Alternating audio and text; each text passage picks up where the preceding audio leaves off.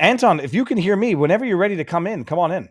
Anton van Vuren, biltong, king of biltong. And I'm going to snip this and clip this as well and put this on the interwebs. Anton, sir, is this, Yes, sir.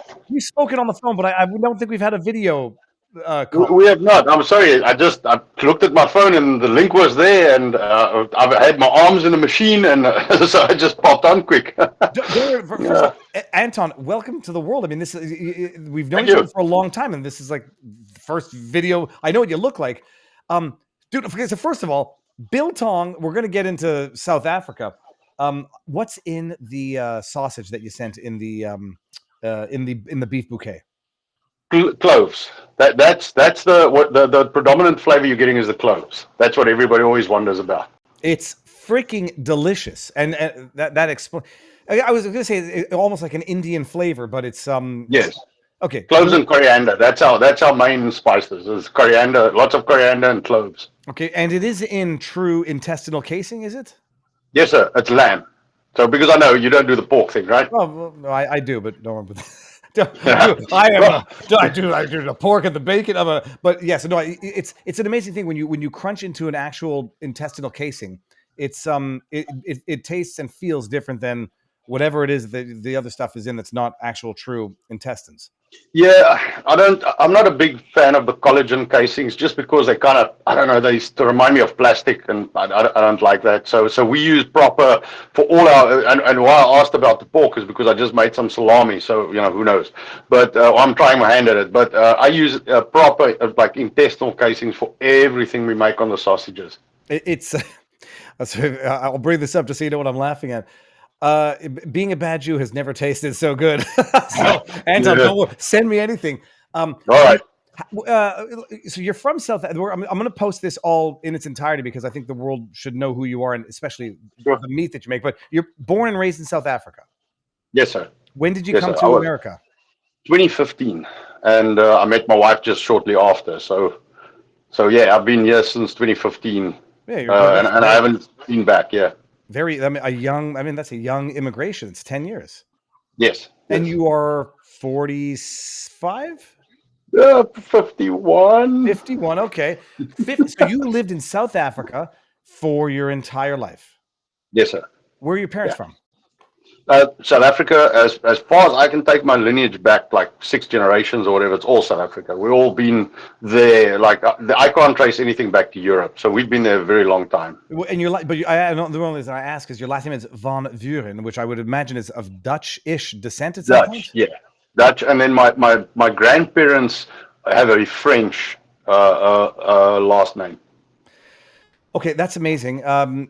Someone in the chat says that Viva is pork kosher. Viva does kosher pork. I asked a rabbi. I said, if all a pig eats is grass, how can the pig be unkosher? I did not get a satisfactory response. So you lived in what city did you live in, or did you move around?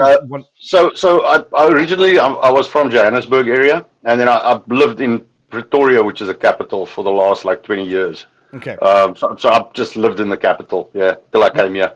Everything I know about South Africa, I learned from Lethal Weapon 1. So you'll have to tell me.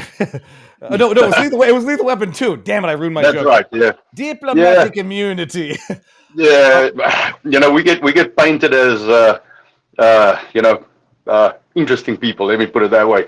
So, I mean, for the most part, everybody just wants to kind of be left alone. We just want to, like the farmers just want to farm, the workers just want to work. I was just a normal guy, just kind of worked and tried to pay my bills and make some money. But yeah, it gets, when the communists start taking over the country, man, things get very difficult very quickly, Look, I'm joking about Lethal Weapon 2. What I do think I know about South Africa, high in crime, high in certain disease. There's certain, the people have private security guards, and there's kidnapping galore. How bad is the crime in South Africa, at least at the time when you left, and how did it evolve over your life there? So in the 80s when I grew up, it was actually not bad. I mean, we ran around the streets on our bicycles, like anybody else, I guess, anywhere in the world at that time. We didn't really have curfews. Your mom kind of yells out the door, and then you go home. If you're home before the sun's down, it's fine, and nobody really knows where you are. But that's not the case anymore. I mean, now when I left, just shortly after I left, in my neighborhood, a 13-year-old kid was riding his bicycle, and they tried to rob him, and they stabbed him in the back, to just try and get the bicycle. And it wasn't that he was fighting; he just said, "Take the bicycle," but you get stabbed anyway.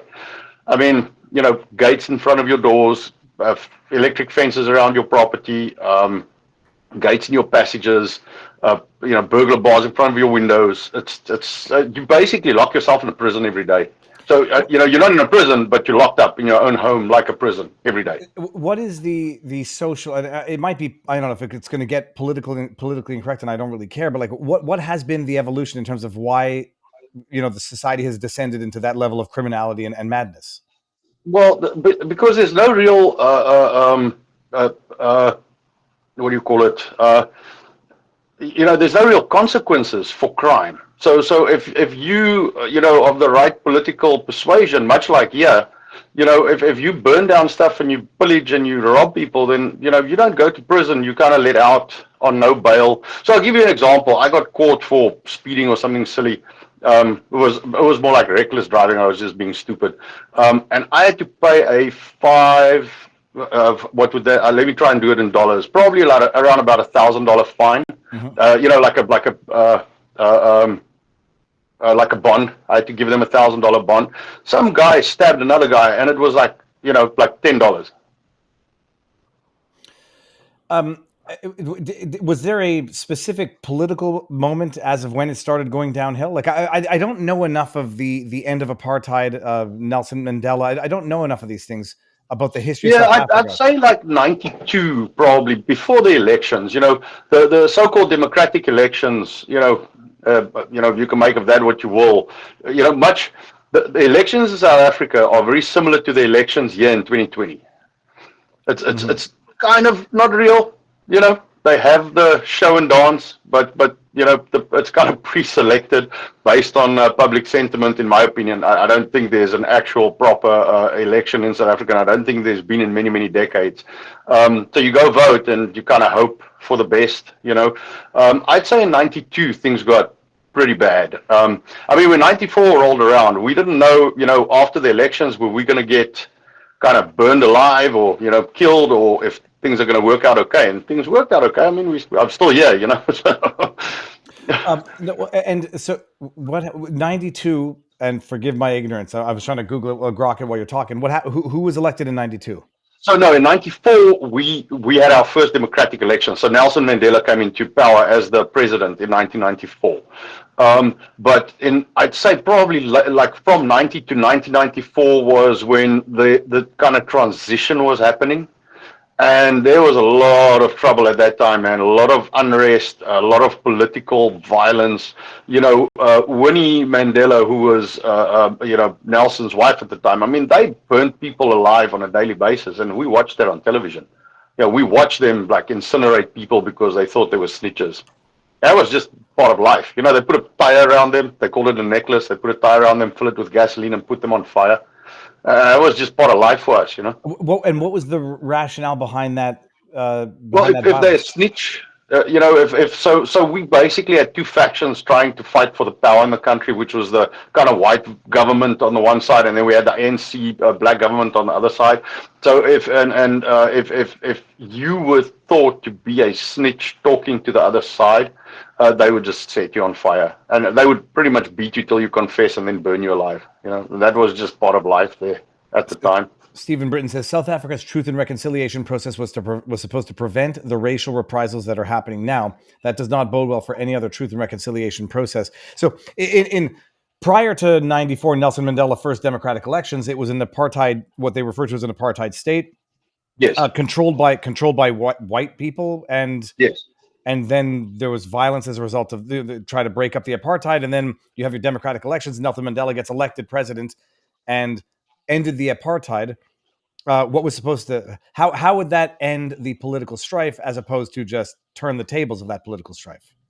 Well, that's the thing. It just turned the table. So what happened was everybody was promised, of course, they're going to have a house and they're going to have furniture and they're going to have, a fridge and a stove, because it's different in South Africa to the first world. A lot of people don't have a proper house. They live in what we call squatter camps. So it's just kind of shacks kind of knocked together. Mm-hmm. So they don't have, a fridge and a range and, just basic necessities.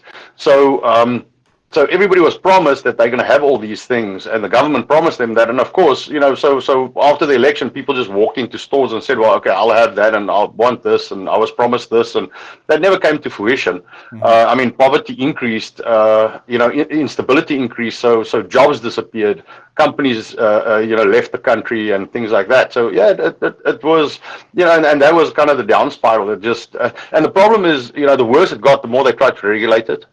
So, they would increase the minimum wage, which would cause unemployment, which would cause them to increase the minimum wage more, which would cause more unemployment, and, tighten up the kind of employment regulations, in terms of, what like leave you get and sick leave, and, just the general kind of socialist basis for what,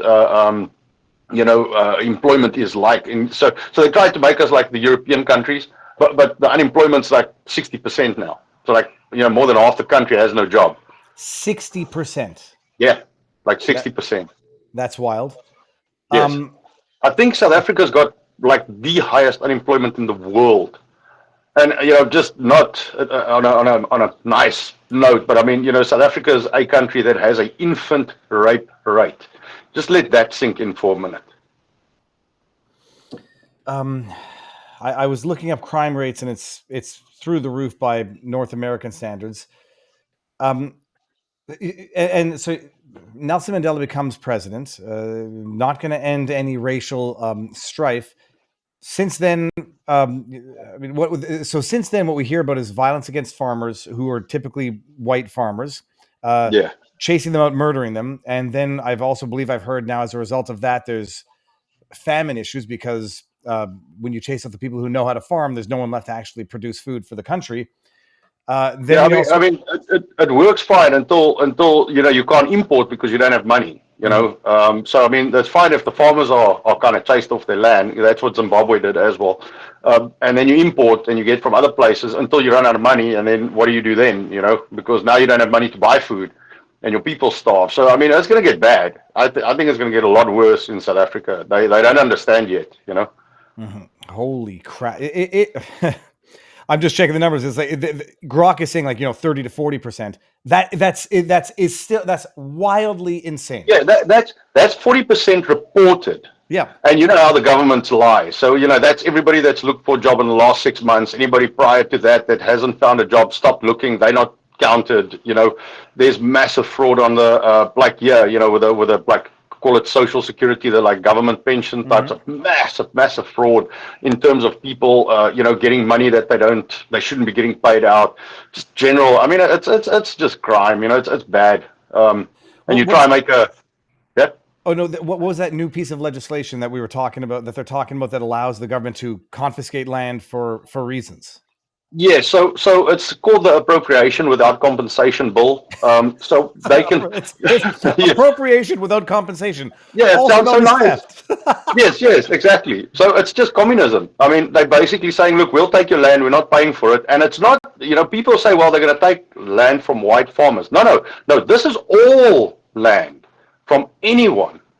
And it includes everything. I have a friend who's a constitutional lawyer in South Africa, and he said, look, except that it's not constitutional, or at least parts of it is not constitutional, this is a big problem, because if you, for example, want to buy some land outside of a city, and you want to keep it to prospect with, so you gamble and say, all right, so the city might grow this way, so you want to build some townhouses 5 years from now, they can take it and just zero value it because there's nothing going on it, and say, well, okay, you bought it, but it has no value, so we're just going to have it and we'll give it to someone who can use it. Yeah, because typically you get expropriation in, I don't want to say civilized societies, but in lawful societies, they'll compensate you. Fair market value, you'll have to fight over that.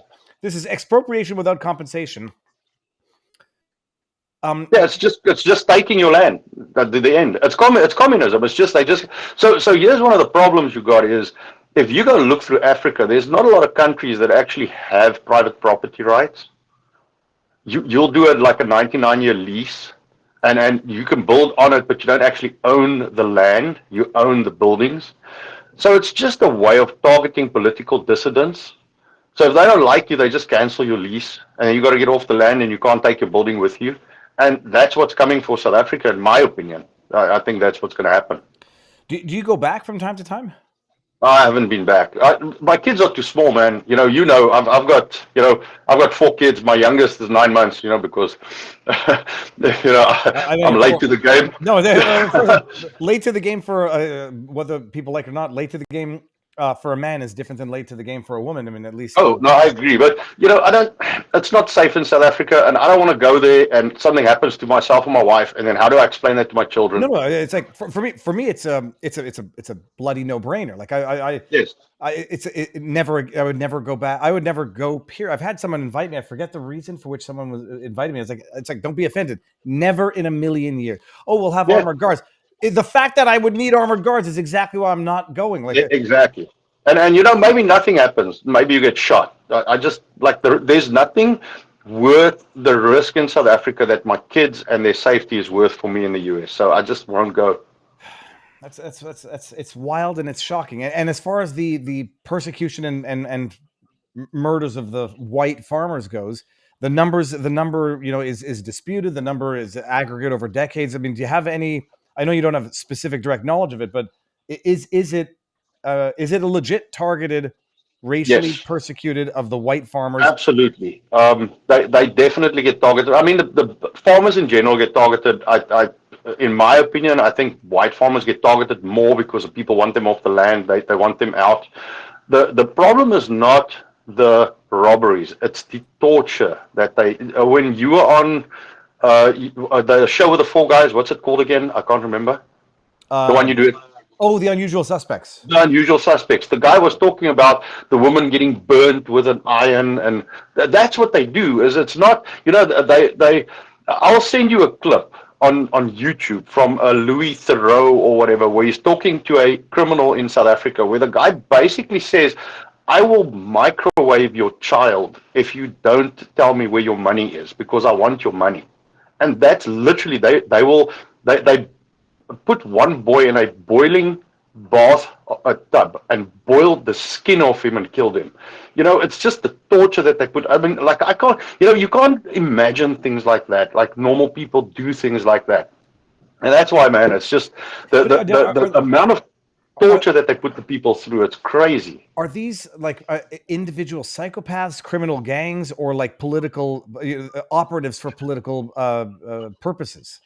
I think it's gangs, but they are politically affiliated, because the equipment some of these guys run around with, it's not things you can commercially buy. Some of the equipment, the jammers and things they use for the phones, it's military grade stuff. You don't find those things on eBay. So they were issued those, the equipment. They were issued it. Well, you're not. I'm never going. So it's a wonderful place. I'll never get to see. Wild. How is the business going? Are you still having? I don't want to jinx anything. Are you leaving?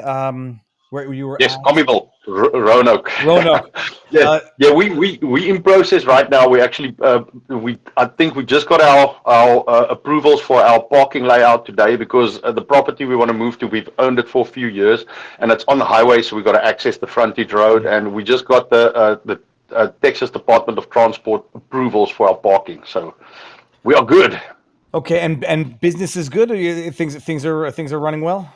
So business was great, and then they tried to shoot the Orange Man, so business slowed down a little bit since then. And then December was good, and then this year it's kind of firing a little. We're getting there. Okay, so I can never complain. We've got a very good online community, so I'm happy. You make flipping delicious biltong, and so this is going to be the precursor to us having another discussion offline, because I love everything you make there.